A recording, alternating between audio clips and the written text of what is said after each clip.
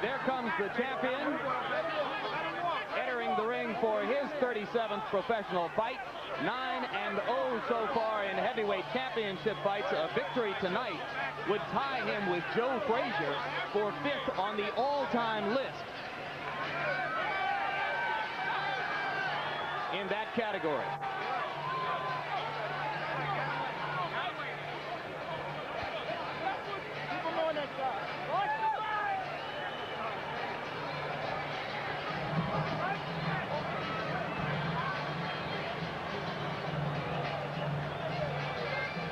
Directly in front of Tyson was Aaron Snowell.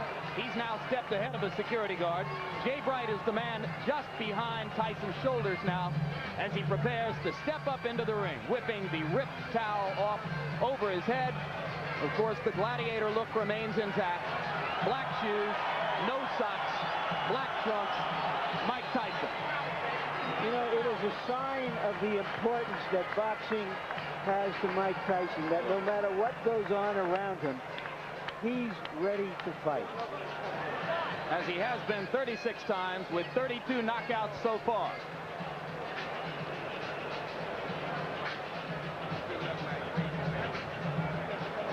Quickly now, and focusing on the beginnings of Carl Williams' strategy, which has to be the left jab, Ray Leonard's tip of the night. Well, the left jab speaks for itself. That's the key punch for Carl Williams, to keep that left jab in Tyson's face, keep him off balance, but most importantly, snap it and not bring it down too fast, because what's going to happen, Tyson should counter that left jab. Now, once the fight becomes an inside fight, in fact, I believe that's going to be the case because Tyson's styles get inside, the right uppercut. That punch may accommodate Tyson's style, but in doing so, Williams better keep both hands up because Tyson throws an onslaught of punches each and every time, each and every opportunity. Now, Jim, this is my favorite combination. I call it the Tyson combo. It's a right hand to the liver section, then to the chin. And most of the times, if Tyson catches his opponent with this particular punch, it's over. Here we see him, a good shot of it, right up to the chin. If Williams get against the corner or the ropes, look for this particular combination to take place. With taller opponents, Tyson has a tendency to lunge in because of the height and reach advantage. But here, he may find the same thing with the taller Williams. Tail of the tape, and you can see the big disparity in reach. Carl Williams with a 14-inch advantage there at 219.25 for Tyson and 218 for Williams. Both fighters appear to be in superb physical condition. Rules for the bout, combination, and before we look at rules, we'll look at the punch stat computations. Larry Merchant. And here is our statistical profile of the activity of the fighters, which show in the fights that we examined remarkable similarities in the number of punches thrown and landed per round by Tyson Williams. But of course, there are different kinds of punches. Tyson throws the heavier stuff. Williams throws a majority of jabs. And you see the 28 jabs per round Williams threw against Holmes. That is when he looked most effective. Rules for the fight, a combination of WBA and New Jersey rules. Most significant, the 3 knockdown rule. Rarely in effect for championship fights, is in effect tonight. It victimized Carl Williams in his fight against Mike Weaver. Now we go to the ring announcer, Michael Buffer, for pre-fight introduction. Ladies and gentlemen, good evening and welcome to Atlantic City's Convention Hall by way of Donald Trump's Trump Plaza Hotel and Casino on the boardwalk here in Atlantic City, New Jersey. Tonight, Don King Productions and the Trump Plaza present the World Heavyweight Championship. This bout is approved and sanctioned by the New Jersey State Athletic Control Board, Larry Hazard Sr., Commissioner, Deputy Commissioner Lawrence Wallace, and the Chairman is Jerry Gormley. The bout is governed by the rules and regulations of the World Boxing Association, represented by Dr. Elias Cordova and James J. Biggs. It is also sanctioned by the International Boxing Federation, President Robert W. Lee, and the World Boxing Council, President Jose Suleiman. The 3 judges selected by the New Jersey State Athletic Control Board for this bout are Rocky Castellani, Chuck Giampa, and Richard F. Murray. Chief physician at ringside, Dr. Frank B. Doggett. Also in attendance, Dr. Eric Wormser and Dr. Charles Wilson. The timekeeper for the bout is Roosevelt Gilbert, and counting for the knockdown seconds, Steve Smoger. And now, before we get started, I would like to introduce the gentleman in the ring at this time, a man who's responsible for bringing over 20 championship bouts to Atlantic City over the last 2 years. In addition to being the world's most famous entrepreneur, he is a best-selling author and our host this evening, Mr. Donald Trump.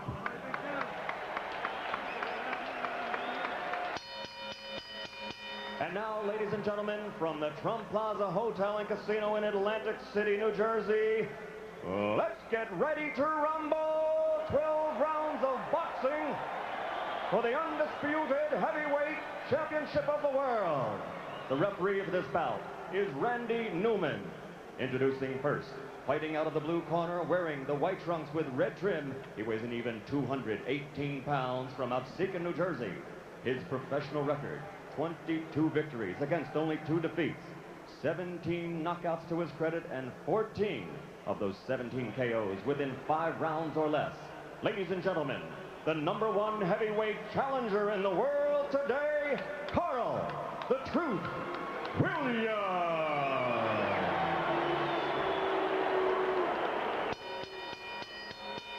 And his opponent, fighting out of the red corner, wearing the solid black trunks and weighing in at 219 1/4 pounds from Catskill, New York. His professional record is unblemished with 36 consecutive victories, 32 knockouts, 28 KOs in 5 rounds or less, and 16 in the first round alone. Ladies and gentlemen, presenting the undisputed, the undefeated heavyweight champion of the world, Iron Mike Tyson.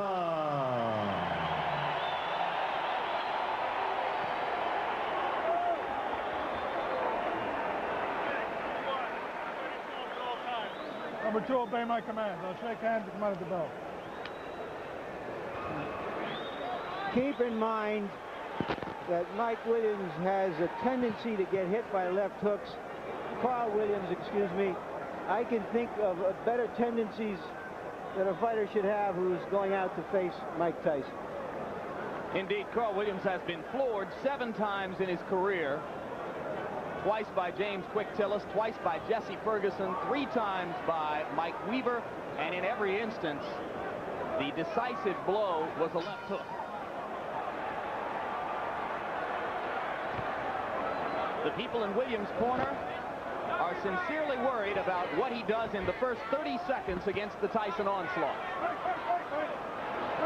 And it would appear that the strategy to begin with is to hold, and referee Randy Newman says, we're not going to start that way. This is somewhat of a reunion here because both men are just throwing punches. In fact, Williams here has selected to fight Tyson inside. He claimed the other day that if Tyson throws any unnecessary punches, illegal punches, he will accommodate him and throw the same punches back. Well, Frank Bruno felt the sting of Tyson's elbow several times, as other opponents have complained that they have felt it as well. All right, over here, guys. Stop punching. Step back. Step back. Because Williams' left jab is so strong, that should help him as long as he keeps that right hand up and watch Tyson's left hook, Right, stop which is a punching. powerful When you punch. feel me, stop punching. That's it. Let him go.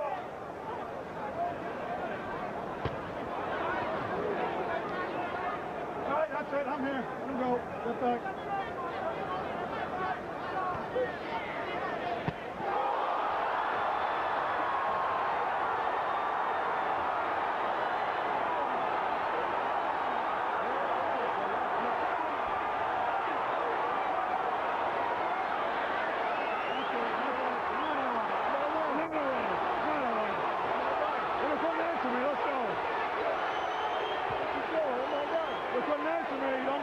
Unofficially, I've got this fight being 1 second longer than Tyson Spinks. 1:32 instead of 1:31. It was, as you started to point out, again, Larry, a left hook. Williams was very unhappy at the end of that.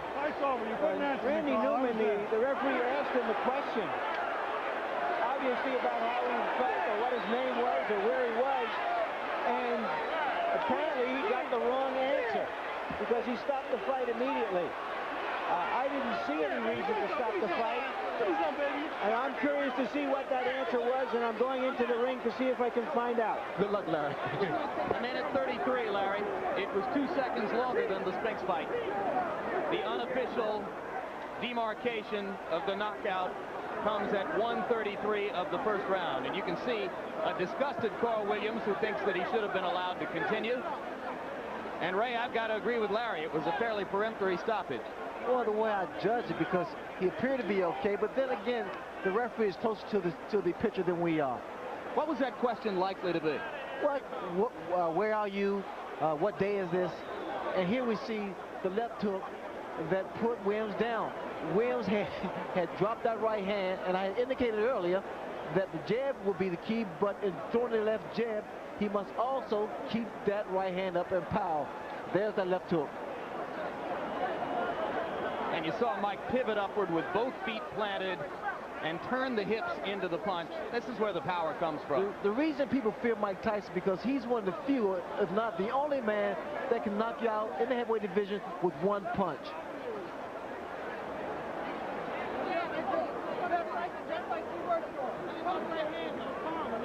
Here's another look at the devastating left hook. And what Tyson does here, he bobs and weaves, gets under that jab and counters with a beautiful left hook. Perfectly timed as Williams was dropping the right hand, just as you said he did after throwing the jab. Well, what happened for Williams, the fact that his left jab rather, was working, and he felt very comfortable.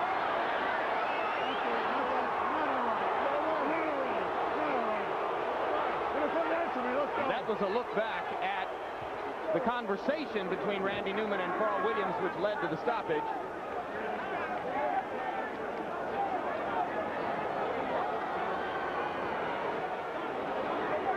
Mike Tyson, as usual, awesome. I'm reminded of a night in the Meadowlands in New Jersey when a referee stopped a bout between Mike Rossman and Victor Galindez. After a similar conversation, Rossman, the victim of the knockout, he chased the ref across the ring yelling, "What was the right answer?"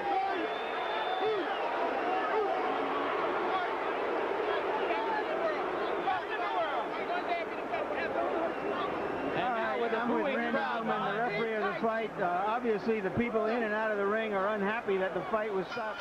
Randy, why did you stop the fight?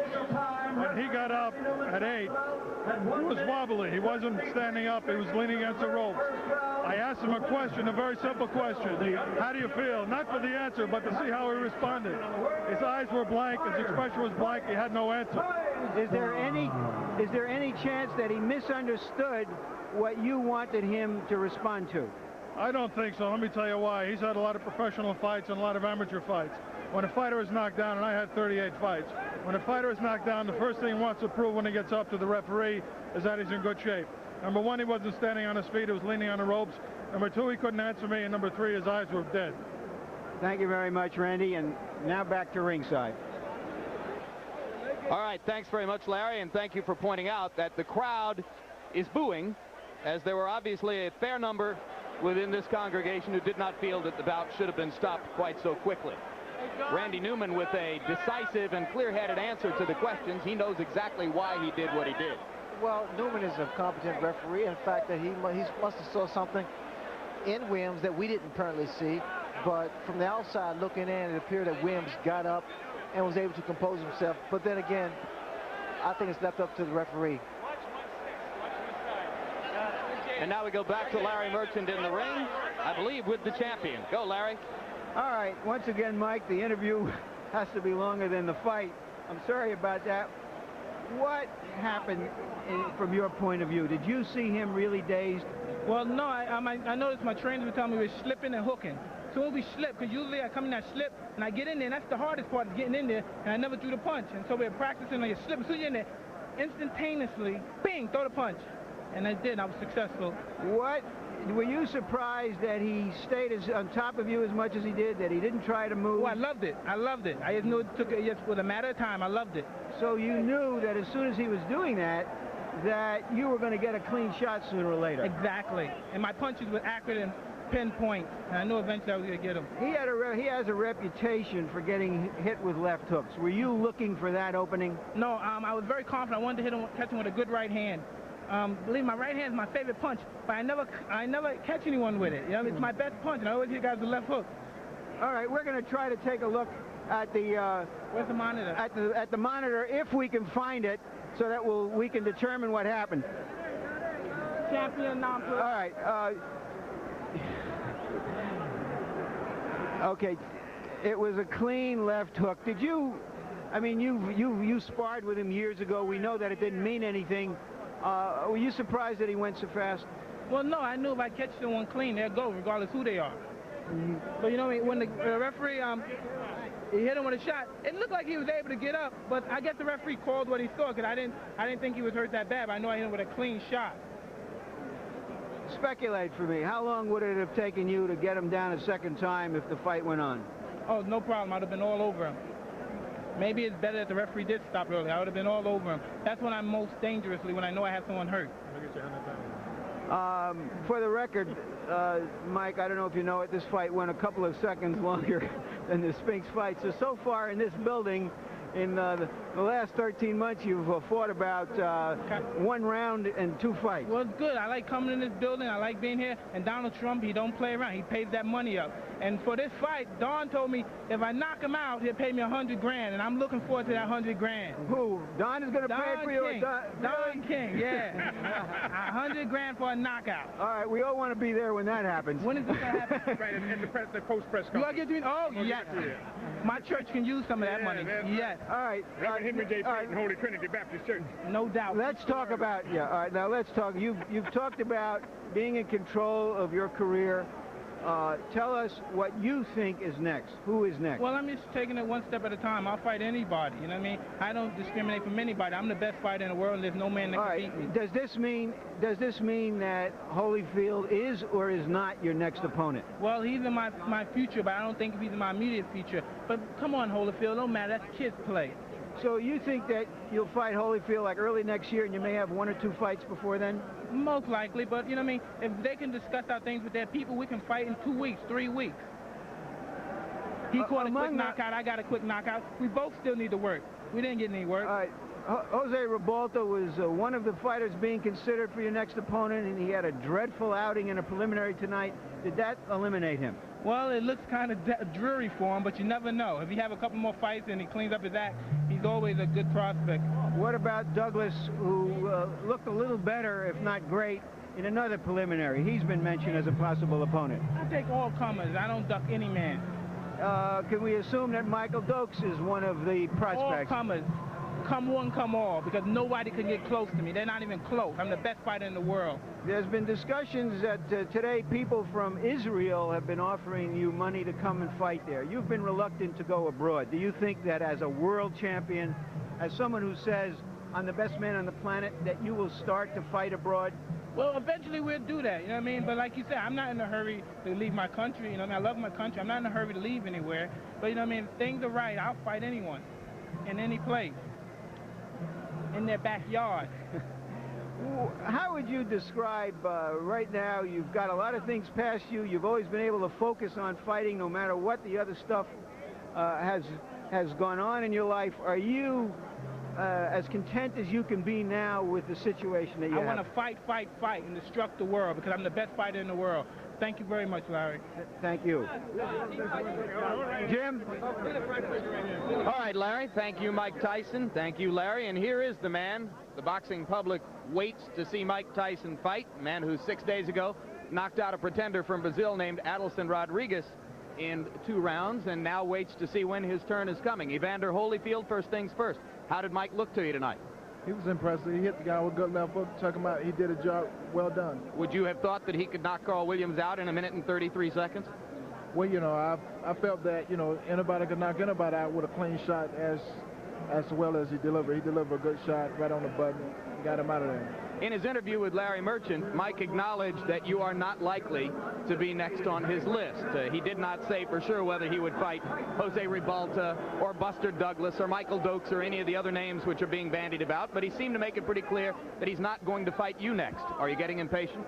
No, I'm not getting impatient. My time is coming, and I will be ready when my time comes. When will you fight again? Well, it's all depending on how long is the wait.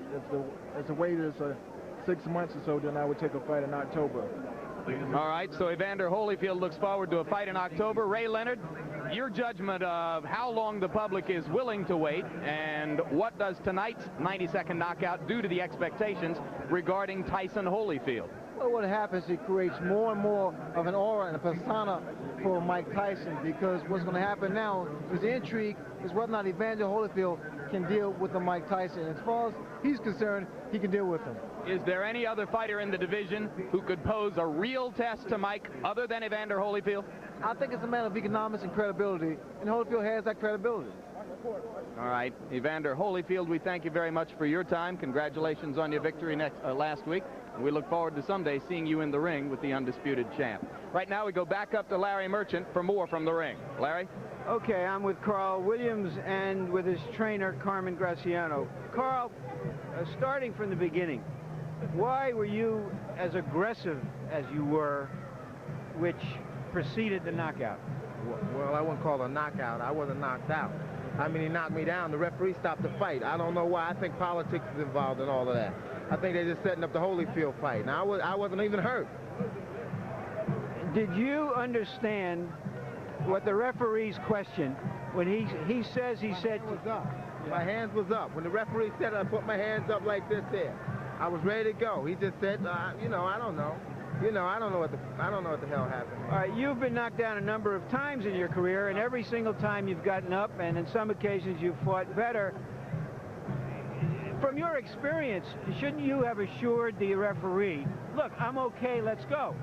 Well, I think it was an inexperienced referee. This was his first championship fight. When he seen me down the first time, obviously he just said, okay, it's over. He said, I think he said something to the effect of, you all right, are you all right? So I immediately put my hands up, and what happened? He stopped the fight. I don't know what's going on. I know it's political, because I wasn't hurt. I've been down many a times. I've been down 2 or 3 times in a fight and have gotten up and knocked the opponent out. So I know it was political. I'm not even hurt. You know, I feel bad for not even doing anything. I didn't even really, you know, I didn't even get a chance to show my stuff. Talking about showing your stuff, explain to us why you felt it was necessary to go to Mike Tyson. He says that when he saw you coming to him and fighting him that way, he was elated. Well, it wasn't that. It wasn't the fact that I was just coming to him. I didn't feel that I should lay back. You see, with Mike, you have to show Mike that you're not going anywhere. You know what I mean? Okay, he caught me with a good shot. Okay, fine, no problem. I've been caught with good punches before. That's not the problem. And I've been down before. I've been there before. So why did the referee just prematurely stop the fight like that? I've been in that predicament before and have got up and knocked people out and have won. You know? Carl, you've stated your case eloquently. Thank you. Now back to ringside. All right, thank you very much, Larry. A very animated, quite disappointed Carl Williams. Lucid, obviously clear-headed. Any further reflections on the judgment to stop the fight based on having seen Carl there, Ray? Well, again, now he seems to be pretty clear-headed, and he